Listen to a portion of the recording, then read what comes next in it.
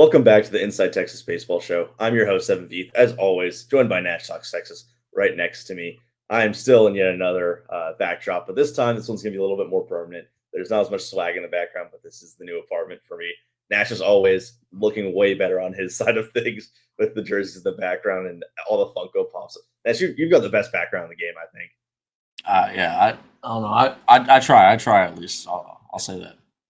Of course, this is the Inside Texas Baseball Show, which is why you should go over to Inside Texas and find the best reporting in all of college sports, and specifically for your Texas Longhorn needs. We wrote about baseball this week. Nash had a great article talking about the roster, which is something we're going to talk about today. But of course, football recruiting is still very, very important. Fall camp is starting. We're going to be talking to some of the coaches this week. So if you're not subscribed already, Tuesday and Wednesday is a great time. And of course, our very own Paul Wadlington's Longhorn Football Prospectus. This is Thinking Texas Football, the 2025 edition.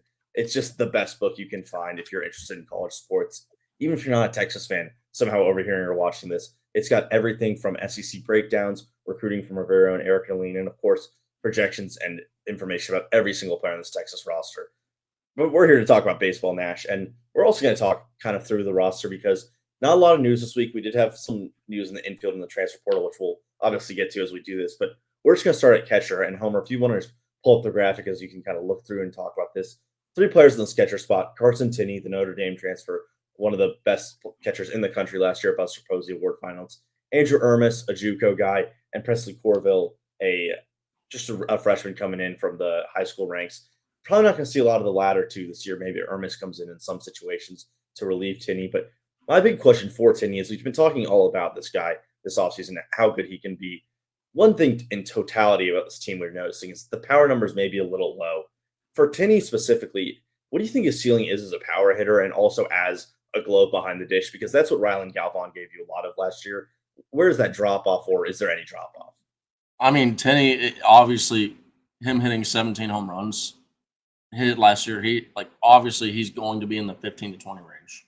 Mm-hmm. So this isn't just some, Nash is just some, baseball. He's drinking the Kool-Aid, right? Tinney is a guy that if he finishes the year how he finished last year, he was hitting 418 to the end of the year. Mm-hmm. His exit velos, I wish I had all this stuff and sent to Homer so I could pull it up. But it's off the charts. These numbers are ridiculous. And if Carson Tinney can keep that stuff up, this is a dude that he's got 25 plus homer potential. I mean, this is a dude that has some real power in his bat. And remember, this is a guy who is going to have a lot of eyes watching him for this 2026 draft. The catcher position is such an important one in the sport. And I think one of the nice things about grabbing a catcher in the portal is if you're going to have a player that plays every single game and you're going to invest your portal money into it, probably the position where they are the captain of the team, can see throughout the field, can do that. Defensively with him, do you think we're getting better than Galvan? Where do you see him being in kind of the Galvan, Gilmetti, what we've got in past Schuessler as well? It's hard to say because I mean there's obviously so little defense that you can see out there. Unless you've sat there and watched all the Notre Dame games. But from what I have seen, I mean he's at least going to be at the same level or maybe even just a little bit of step above. Carson Tinney, he can block really really well. Yeah, and I think I don't know if it's even like a talent. It's kind of almost like an it factor type thing. Just the ability to find the ball in chaos, right? That's something. Now, maybe I've only seen a couple plays that he kind of got lucky on, right? But when he's blocking and then that ball just, who knows where it went, he has an ability to find the ball. And I think that just kind of comes down to field awareness. Like some dudes, they might block it and they might be able to feel, hey, that went off my chest at this angle and I know exactly where that ball went. But behind, I mean, and also he has a really good arm. So I think that more than anything with this pitching staff that you have for Max Wiener, where they have you have to get to home within a certain time, the time to home. And if you're not within that range, you're not going to get on the mound because dudes are just going to be stealing bases. Look, and great example of that is look at Tennessee. Tennessee was,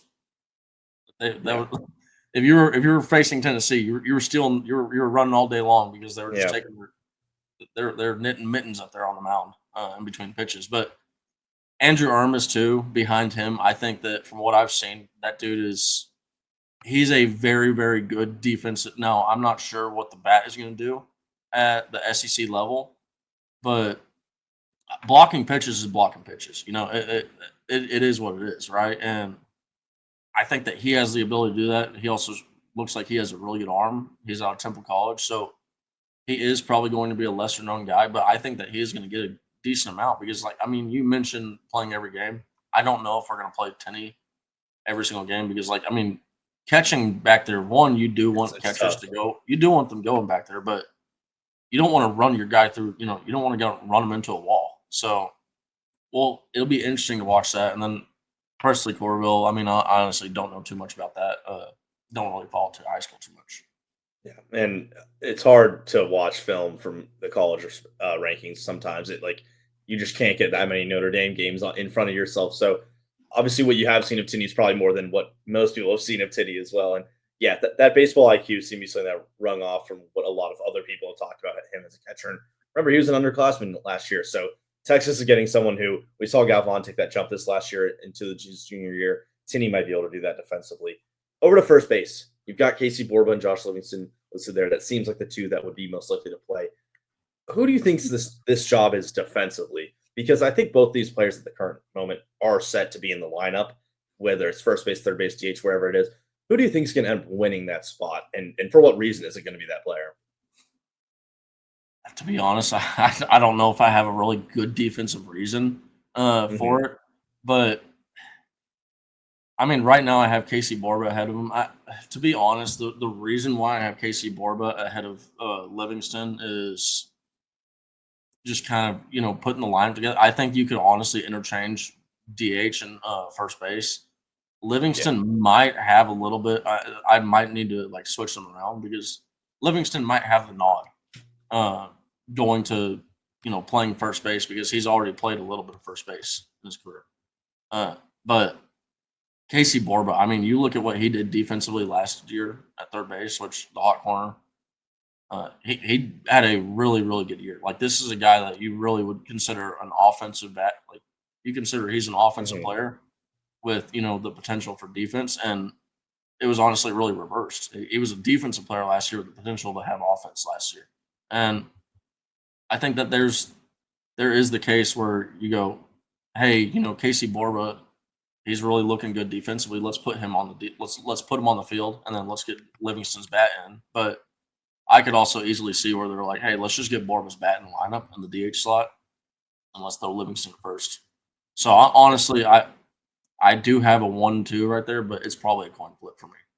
I think no matter what, you're going to see Borba Livingston and Adrian Rodriguez get their shots to play on either of the corners. I think for me, the reason I lean Borba playing here is because you want him on the field from what he showed you last year. But the long term goal for the Schlossingle group is to have Adrian Rodriguez play third base and be your starter there. Maybe he eventually plays shortstop for this team. He's got to be able to get out on the field. Injuries hurt him last year. He had to play some left field that he shouldn't have been having to play. Not all his fault, but he does need to play third base for this team long term, and that's for his own good and for his ceiling. I think that's when you say, okay, we know that we have that, and we have had Borba play there well. Can we put him at first? He's played 16 less games there than Livingston has his career. It's not a ton, but either way, Livingston's still under 40 games. Borba's under 20, so do with that what you will. But that's not the numbers there aren't so gaudy and different that I think it's going to make that much of a change for what they're going to want to do. It's going to be a competition, I think. Yeah, and it is worth pointing out too that Adrian Rodriguez, he spent the first, I think, of the 13 games that he had at a third base, I forget what it was, but it was he started the first 7 or 9 games at third base. Mhm. So this is a deal where the coaching staff last year obviously thought really high of him as a third baseman and wanted to put him in the field. I think that's only going to continue as he gets older. This is Adrian Rodriguez is a really, really special player. Yeah, I don't think he's going to be playing 22 games at second and left field this next year. I'll just say that. No, Going over. if he does, it's not a good thing. It's not a good thing. Well, and that would be a problem because of what we're talking about coming up right here. Second base, obviously, Ethan Mendoza. Everyone listening knows Ethan Mendoza. The guy was a fantastic addition for this team. Either going to hit lead off or something around that idea of being up in the order that he did last year. But Callum Early it's the actual news we've gotten this week, which we could have let off the show with. We knew we were going to get to it early. Callum Early, second baseman from Liberty, is coming over from the transfer portal. Just happened, I think, a few days ago. Multiple year eligibility guy, a lefty swinging bat. Why do you think that he was the choice to play there? And is he going to be a second base only kind of guy, or is there some upside that maybe he gets turned into like a shortstop long term? What do you see happening with this player? To be honest, I'm not really too sure on the defense. I haven't really paid too much attention on the defensive side, but what I can tell you is he's probably in a similar boat as Timo Becerra offensively. Mhm. These are dudes that they're going to hit the ball. They're just going to hit the ball well. They're going to hit the ball for average. Uh, the ball may not, you're not going to see a ton of doubles. You're not going to see a ton of triples. You're not going to see a ton of home runs, right? But you're going to see a lot of hits and a lot of good, solid contact. So I think that them kind of being in the same boat offensively, that could, lend a hand to them, competing for that shortstop job Yeah. because Ethan Mendoza feels about as like of all the positions on this graphic, Carson Tenney and Ethan Mendoza are the two that I would like. If I had to, if you said, "Hey Nash, you got to go bet on Vegas on somebody to be the starter of the positions," I'm one of those two positions is about as No matter soon what. as you can get. Yeah, when you look at early, he was a freshman last year and played a good bit for this Liberty team. Had over 100 at bats and had a strong OPS numbers, mostly because of batting average. His OVP was higher than a slugging, which you don't see often. He came in as a prep prospect out of Virginia, as he was a shortstop. It was shortstop slash second base slash outfield slash right-handed pitcher, which kind of goes to show what Schlossingle was looking for in this kid. Like a guy who can do kind of everything. Long term, if you need him to be maybe an emergency left fielder, the way that Duplantier went into that role. I think that's something that this early guy can do. And when you're taking these shots on a freshman who hit that well last year, even if he was playing at Liberty, it's always probably a high percentage shot that this guy, if he's willing to come off the bench, it's good. And what we've been talking about a little bit this last week after Caleb Freeman signed with the White Sox is you wanted Josh Livingston to be your 10. He seems, excuse me, drop next week. You wanted him to be your 10th guy in the lineup because that would be such a good player to have in your 10. He's a starter on a lot of teams. He's an SEC starter, but he's a ninth guy or an eighth guy, whoever you want to put him there. I think early kind of brings you back to that idea that Texas has a really good bat off the bench as well. We'll talk in the future about Anthony Pack Jr. I think I'm much more confident now in what Texas's bench looks like than I was 5 days ago, maybe when Freeman was going off the board, and I thought Pack maybe would have gotten taken in the MLB draft a week ago. I don't know how you feel about that. Yeah, no, I'm pretty much in the same. When you saw Freeman go off the board after Marnick, it was like, okay, we're you start looking at the okay, who's available in the portal. Easton Winfield, please, please come back. He's at Houston. Went to Houston. Yeah, no, he is at Houston now. I mean, but that did happen after we when had Pack After the fall. draft. So I think there were certain things that kind of helped nudge that happen. But and also want to wish the best for Easton Winfield. I really want to see that dude play. I think Houston's a good fit because him Texas boy. He wants to play in Go Texas. tear it up in the Big 12. Yeah, hey, he could. But yeah, this Callum Early dude. I think that I like I said, I hadn't paid too much attention to the defense, but I think another thing that needs to be mentioned on offensively is he had been dealing with injuries last year, very similar to an Adrian Rodriguez. So this is a guy that, like you said, I mean, it feels like a very high percentage bet. Yeah, I like the process from the staff. He's also Left-handed hitter, which lefty Slosh loves. 6 foot 170, so got some room to grow. I mean, it's second baseman, so it's not going to be full and super important to add that much weight. But the thing to notice, let's go over to third base, where I think we've both come to the idea that this is probably they want to start Adrian Rodriguez here. I'm going to make a little comparison here, and I want to take your gauge of where you see this football to baseball, because Rodriguez and Volantis are seen as, if not the two best prospects for the 2027 draft, then two of the top 10, two of the top 5. Rodriguez, is he kind of this year's Colin Simmons for Texas, where last year you saw him in a more of a reduced role, playing a role. Now he's going to be expected to be a star. Do you think he could be that kind of player for Texas, what we expect Colin Simmons to be as a football player, a true star, the number one hitter on this team, the one that everyone's talking about? Is that what we're going to get from him this year? Because it seems like that's what the staff kind of thinks is going to happen. See, it's really interesting that you said like that you brought the Colin Simmons argument, because Colin Simmons, I feel like a lot of people are kind of predicting him to be that number 1 overall draft pick in the 2027 draft. And the irony is too, or 2026, but and the No, 27. It'd be 27. Yep. Yeah. The irony is that Adrian Rodriguez is sitting in the same boat for that 2027 draft. Yep. Right now, if you look at the Baseball American Hot Board, Adrian Rodriguez number 1, Dylan Vlantis number 3, right? And so it's just one of those deals. Yeah, I could really see that, and I do also. I would say it's a little bit different because Colin Simmons wasn't injured, and that's kind of how Adrian Rodriguez got to a little bit of a limited role.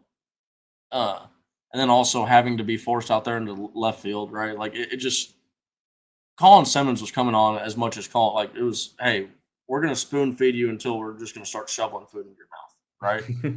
And it's not necessarily what was happening for Adrian Rodriguez, but I'll see how fat because we'll get to Ashton Larson and I'll have something that hopefully Homer can pull up here because Adrian Rodriguez, and last year and Ashton Larson's freshman year, very, very similar.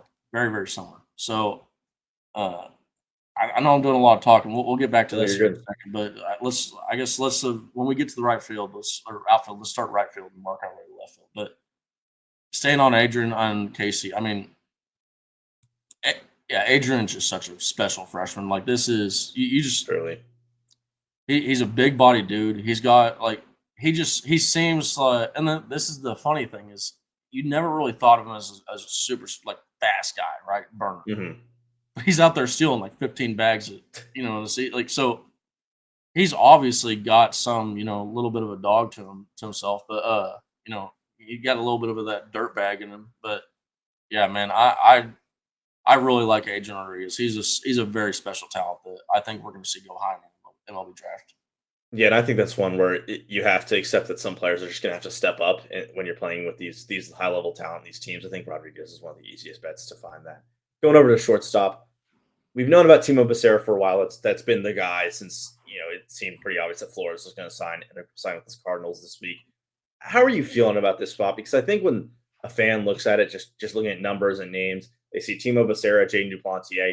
You don't want to hear what people say about Jaden Duplantier in our game threads, but it's definitely not flashy. So where do you stand on where this is? Because it's probably a 9-hole hitter no matter what, or 8-hole, whatever. Not some kind of huge name coming out of the portal. Are you happy with where it's at? Do you wish they'd done a little bit better? Where do you stand? Where I stand is I trust the coach's ability to, determine who's the right fit for Texas. Mm-hmm. Defensively, we've talked about it before. It's going to be really interesting to see, was it the Stanford, player kept field that, is it all because of that? But I talked about his bat, touched on his bat a little bit earlier. It's very similar to Cal Early. You're going to get you're going to hit the ball a lot. He hit 330 last year, but it's like he barely hit any extra bases. So it is kind of, ironic that you get a guy that can hit the ball that well, but he's just not flying far. And he's a senior too. So it's not like a deal where Callum Early could, add in some power and develop into a bigger body, right? Timo Becerra, you kind of know what you're going to get with Timo Becerra. Yeah. And being a super senior guy. And the one thing that you do know that you're going to get from him is you're going to get a good arm. This is from looking at the grades from scouts, looks like his arm is just going to be a touch below what Jalen Flores was, but you're still going to be able to, get the job done in the shortstop position.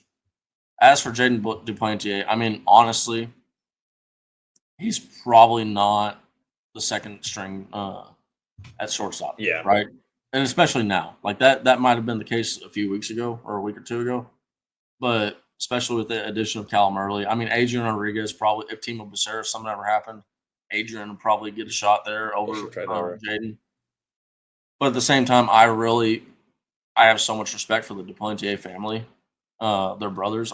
These dudes are as Texas as you can get. Texas through. Like these are Longhorn fans. So I'm not gonna blow smoke up anybody's ass, but I'm not gonna talk down on a dude. But what you are gonna get out of Jaden Duplantier is if we need a guy to come into the field, he's probably gonna be one of the emergency options. And then if you need a guy to get on the base paths, he's going to be one of those pinch running options. as much as fans and threads may not like to, hear or see his name during games, you're going to see it because one, he's trusted. Yeah. I think the problem with Duplantier last year for some fans is that they didn't like that he was kind of the 11th guy on a team that had a lot of injuries, which shouldn't be the case this year. I don't think that's where he's going to slot in. It's basically Texas has 7 infielders right now because the freshman class didn't add any infielders to this team. Fiend and Cunningham would have been that. They got too good of players committed to the team. But, he might not even be the first choice shortstop off the bench. And then he's definitely not the first choice of third or second or first or outfield or whatever. So you're not going to see him in these situations where he's got to take 4 at bats in a game. It's going to be maybe a pinch hit, definitely a pinch run. Someone needs help in the field, go put him out there. That's what you like having a senior shortstop like him in, and I think that's fine. And on the note of Becerra, we've talked about how in college sports nowadays, with how NIL works, you just have to take some budget options in a way. You have to pick and choose where you're going to go and say, I'm going to drop a ton of money to get this guy to come here.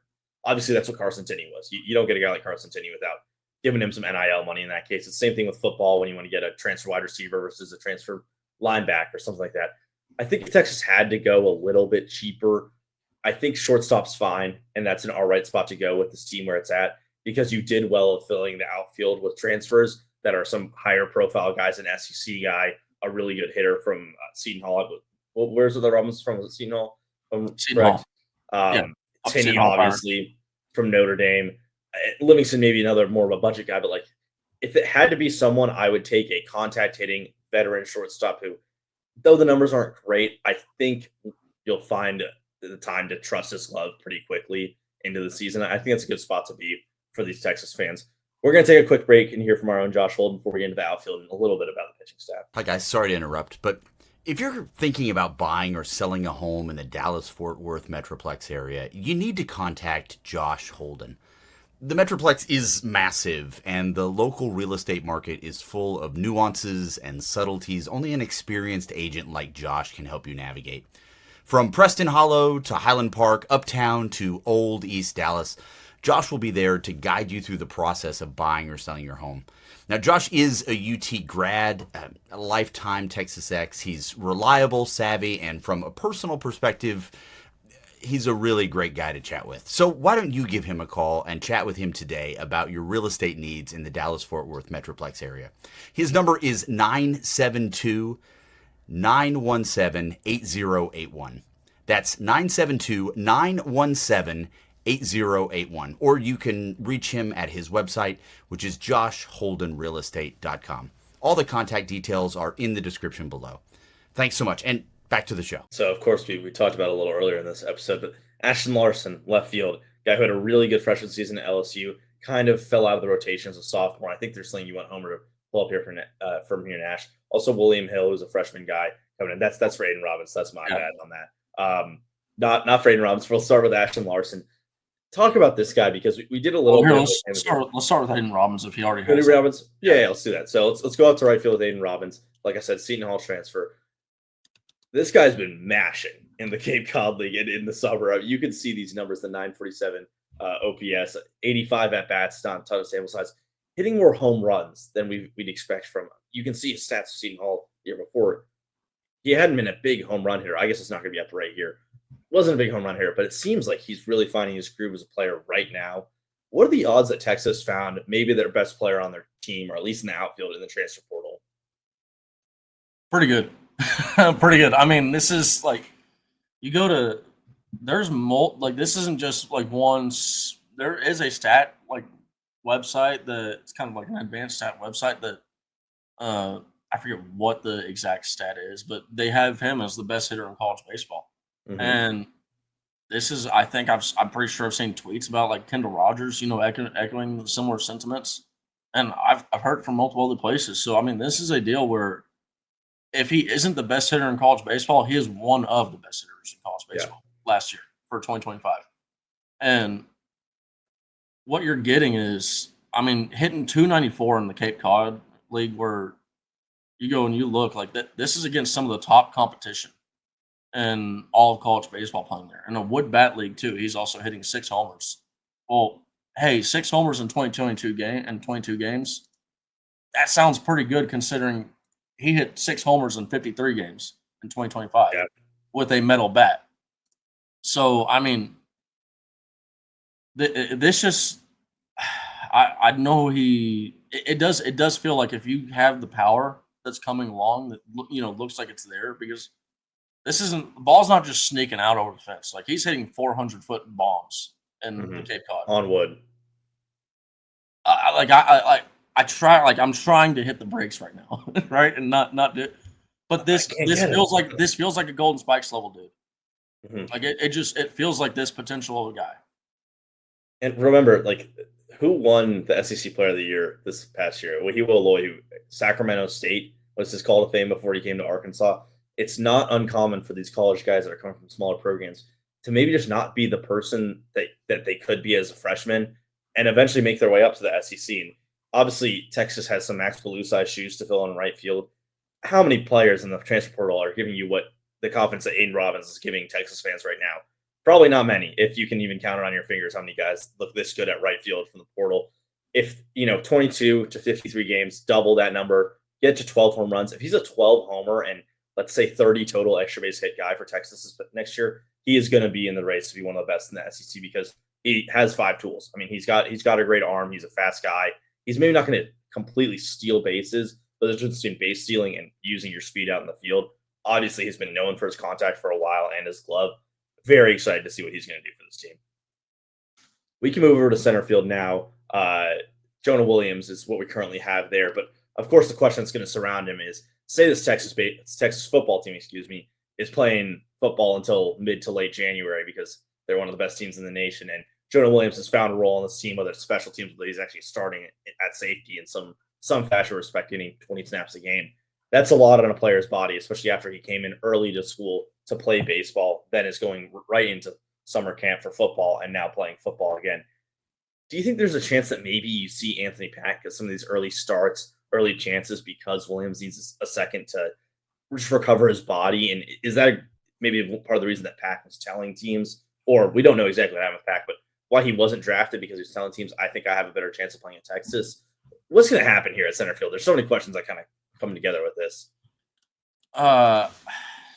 The way that I see this is, I mean, it's most likely that if Texas is playing late into January, I mean, Jonah Williams he's probably gonna be in that DH role, right? Mhm. If he is playing, and it's gonna be you're probably gonna see like an Aiden Robbins playing out there in center field because you just Mhm. want that experience out there.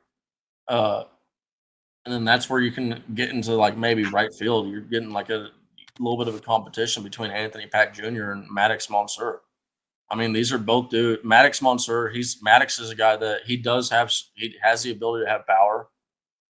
He's really fast. He has a really good arm. So I mean, if the fielding is there, I mean, this seems like a potential 5-tool guy. Like the way that I kind of feel like it feels like a Max Blue, right? He feels like he could develop into a Max Blue. He's going to be really raw if he has to play year one, right? But it's what you're going to get. And then Anthony Pack probably going to be a little bit more, day one ready. Yeah. I mean, obviously, this like Anthony Pack is the highest. If he does indeed make it to the roster and makes it to the 2026 roster, he's behind or not behind, tied with CJ Hinojosa. He is the highest rated recruit that Texas has gotten as not just a pitcher or anybody, right?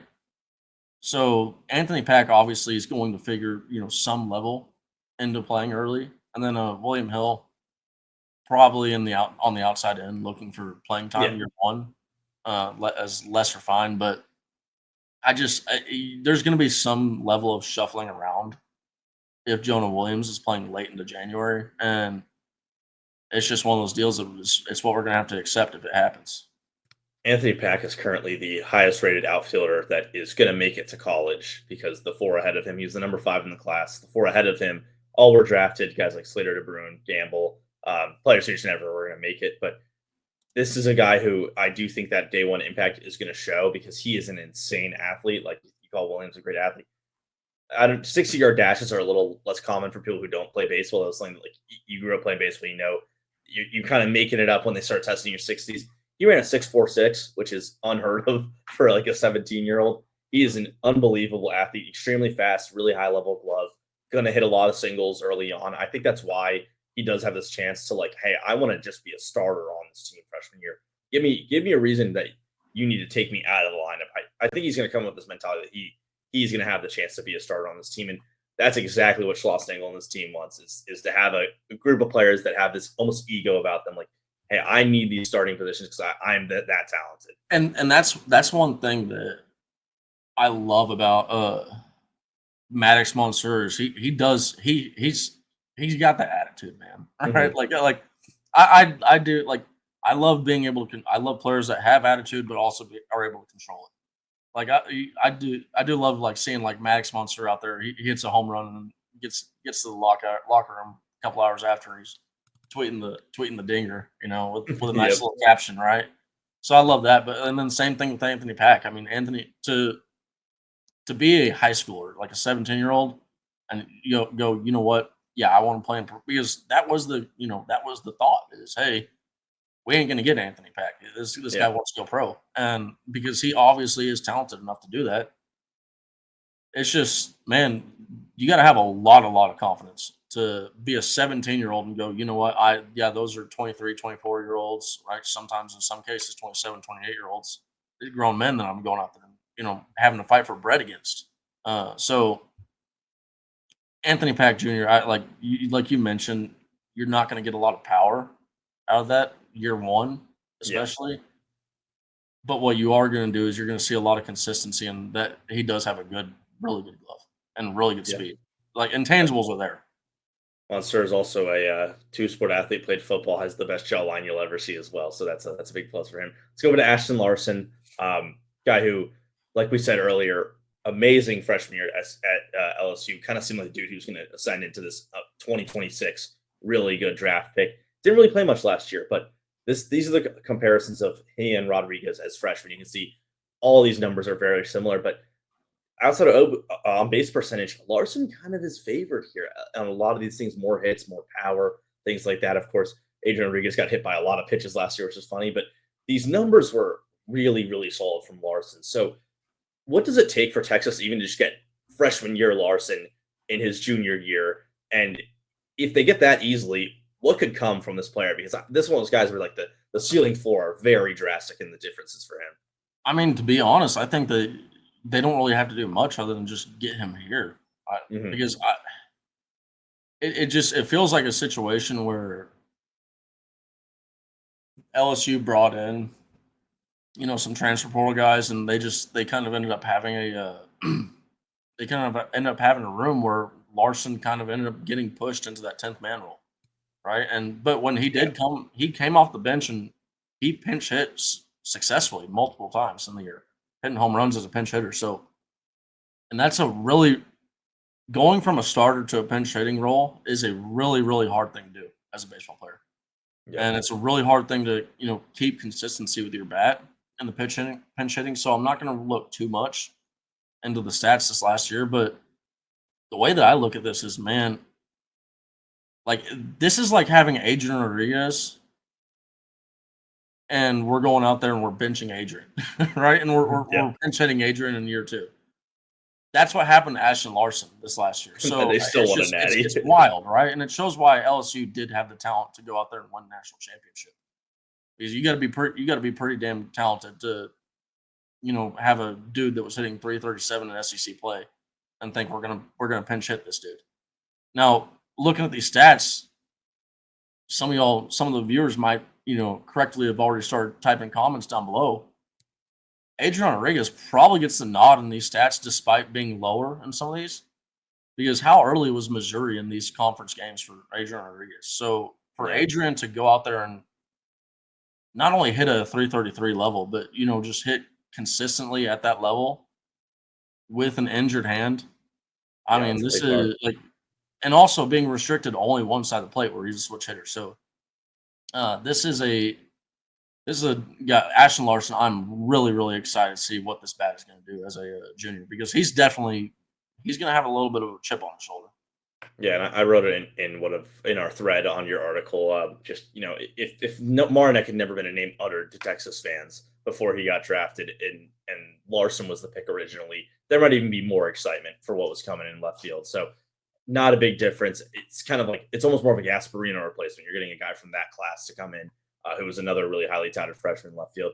We're going to quickly go over, if you want to pull back up the other graphic, Homer. So starting pitching and relief pitching. We're going to run through these fairly quickly, Nash. Starting pitching. We have Volantis, Harrison, Riojas, Bing. Seems like a very solid 1 through 4, really high potential on this 1 through 4, and just a group that right now you need to break into to alter this. Who do you see as a person that might be able to break into out of maybe that freshman group on the right, or just the right relief pitcher group on the right, as the top right as well? Is there anyone who you think is going to really early on be testing some of these guys like Bing or Riojas to say, like, I want that Sunday role? I mean, obviously, the easy answer is Dylan Volantis, having him, kind of push into that Sunday role. But I think really Cade Bing is the guy that I'm really watching for the Sunday role because, one, that was his role going in. Similar to the conversation we had for Adrian Rodriguez, that was his role going in. But, I mean, from what I was hearing, his emotions were too he needed to keep his emotions more even keeled for Max Weiner, to have him as a weekend guy, and especially going into the SEC play, right? And that's not just doing bad and throwing your hat on the ground or anything like that, right? That could be as much as striking a dude out and getting too high on yourself. So being able to remain even keeled being a huge thing for him. I want to see that with with Cade Bing, and from what we saw to Cade Bing, I mean, there are multiple times that he goes out there, like the UTSA game in the first time we played UTSA. What was it, like a no-hit game out of 6 innings? Something like that, yeah. And we really lose good. It's like, Yeah, right. how does that happen, right? We've seen some really, really good performances from Cade Bing that, man, like the potential's there, right? You've seen it. You've seen it. Like, you've seen the flashes. Now, can we just put it all together and go out there and have a dominating season? Because, I mean, you look at this too. Also, having the ability there's a chance that we have Dylan Volantis, Harrison, and Bing as our starters, and we're just sitting there trotting out all lefties, right? And it's just annoying. And it's just annoying teams. No one wants to face that. They're like, what the hell, man? Where's our righty? Where's our token righty that we get? Right? We built this lefty-based lineup for the SEC play, and now we got to face 3 lefties this weekend. But I also do want to say, man, I don't just think it's like guys that are listening, because the starting pitching, the potential for starting pitching is going to be like Ruger Riojas might not be a starting pitcher next year, just based off his ability to go out there in a high leverage situation, right? And it's going to come down to, let's mix and match this, and let's go with what looks best, right? And gives us the best chance to win. And that, I mean, you got guys like a Hudson Hamilton, who Max Weiner was really high on. You saw him start the last game of the season. I mean, that was his first game, but when you're starting the most important game of the season, obviously you're doing something right to the coaches, right? You also look at a guy like a Jason Flores. He could end up being a starter. Thomas Burns, he was a starter at Arizona State, and the original thought was, hey, let's slowly bring him back, and then let's move him back into that starting role. There's a lot of, and then that doesn't even tap into the freshmen that, you could have one of those freshmen that, hey, you got another like dude that looks like Dylan Volantis out there.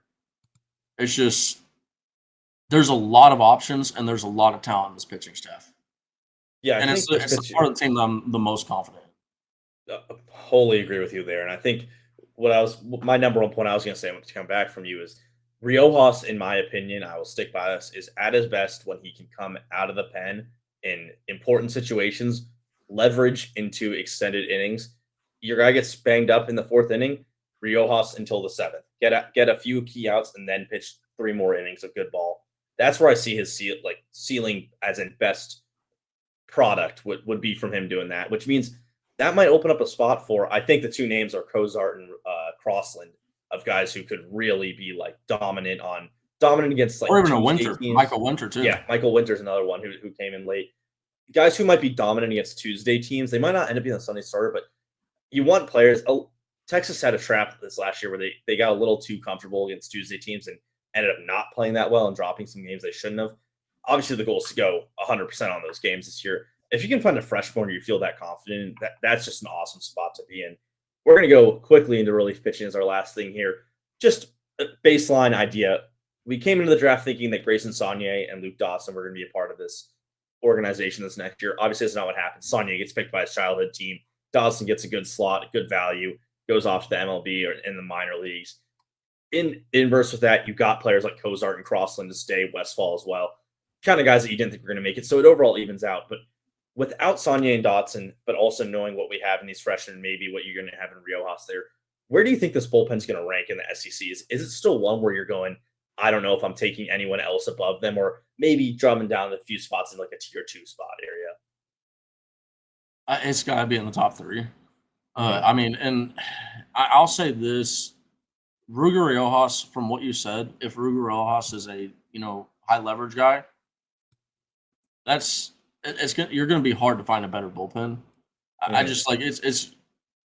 If you're telling me we can go from we can have Dylan Volantis go 6 or 7 innings, hand the ball to Ruger, he goes through the lineup one time, hand the ball to Max, he goes through the lineup one time, and then bring in Burns to just throw in a bunch of 100-mile-an-hour heaters. I'm like that's going to be a really, really hard pitching rotation to 4 pitchers to go out there and get a win against. And that's just 4 examples of the Ruger Riojas and Max Grubbs. It's just you're going to be harder to find. It's going to be hard to find 2 guys that have a better mindset going into high leverage innings, because I maintain it. There's only so much that talent can do for you as a pitcher, right? There's a ton of guys that throw flamethrower. They're flamethrowers. They're 98 miles an hour, right? They can do all they have all the all the intangibles, all these measurables and all that stuff. They got it all, right? Yeah. But they can't sit up. They can't deal with their own head. It's a hard thing to do, to stand on that island, and it's even harder to do it when there's guys on second and third with the game on the line. You're 19 years old. And Max Grubbs and Ruger Riojas seem to thrive in those instances. So, I mean, this is just one of those deals where, you cannot buy that, right? And I'm just the amount of confidence that I have in those 2 to be able to go out there and also, I mean, Dylan Volantis is the same thing, same argument, right? But he's probably going to be a starter if we're being honest. But if he's not a starter, that means somebody else is doing a really good. They're doing really, really good. Where Max Winter's like, I get the luxury of having this dude as my closer now, right? And y'all aren't pick your poison. Try and win a game, ha ha ha, right? That's how the attitude is going to be if we have a guy that can push Dylan Volantis down to closing. Because it's we got 3 really good starters. Who knows? I mean, if you also have a situation where Dylan Volantis and Ruger Riojas aren't starting, oh yeah, that bullpen. I'm taking. Yeah, I'm drafting that bullpen. I don't think anyone else in the country is going to touch that. Give me if you have a situation where Max Grubbs, Riojas, and Volantis are all available for high leverage innings. I mean, this is the type of bullpen that can actually go and do significant damage in an Omaha environment. It's going to be hard to beat this pitching staff if that's the case. Yep, I agree. And I think even at a very worst case scenario, what you have in a Grubbs, a Burns, a Higgins, a LeFew, and that's already a great baseline for your pitchers. Anything from there is luxury, and a lot of luxury. Yeah, and add Walker in there too. It's luxury, but it's things that you expect to be good. And I think there's a lot of guys you can expect to step up in that Hamilton, Howard, Flores tier. That's going to do it for us over here at Inside Texas Baseball. Thank you, Nash, as always, for a fun episode. I love when we can just kind of go through the roster, talk about every player, because we now probably have the most solid idea of what it's going to be. August 1st is the signing period for players. I think everyone's signed at this point. Rylan Galvan, shout out to him for signing with the White Sox. As always, go over to InsideTexas.com. It's the best spot you can find for all our coverage on baseball. We have Keenan and I doing basketball there, our Wednesday shows, and then, of course, football. Fall camp's coming up. You're going to hear from us as soon as tomorrow about some of these position coaches and positions. And then, of course, the Longhorn Prospectus, Paul Wadlington's awesome book about the 2025 Texas Longhorns. Best spot you can go if you want to. There it is. If you want to find it, the link's in the description to read about everything Texas football. It is just if you need a catch-up guide right before that Ohio State game, please read this because it is a magnificent book. Great thing to put on your coffee table as well. I think that's going to do it for us over here at Inside Texas Baseball. Thank you so much, Nash, as always. And you'll be seeing this background a little bit more than you had in the past, so get excited for that. See y'all. With a little bit more memorabilia. A little more memorabilia in the background, maybe some DC stuff too. That's going to be it for all of us. See y'all.